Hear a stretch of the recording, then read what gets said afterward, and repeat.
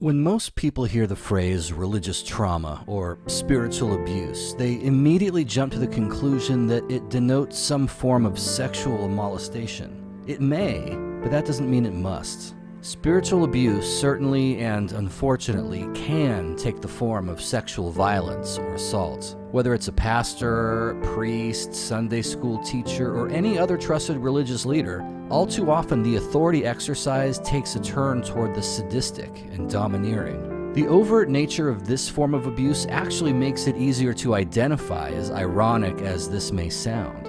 But religious trauma can also stem from a type of spiritual abuse that is much more subtle and much less noticeable. In fact, sometimes it is the mere teaching of the Bible itself that can give rise to a lingering sense of fear, guilt, and shame, all of which, if not confronted head-on, can and often does have crippling effects for those experiencing them.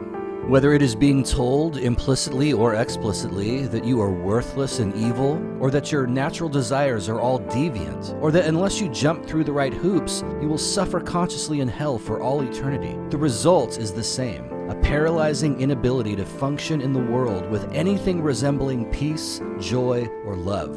You know, those things that the New Testament calls the fruit of the Spirit. Those who see themselves in these descriptions will often testify that when they dare to share their struggles with others, they are told some version of "just get over it" or "focus on something else," as if it were that simple.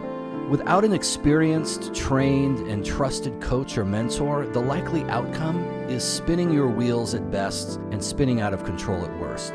This is your life, your health, and your heart that we are talking about. It's time to advocate for yourself, and only you can initiate that healing journey.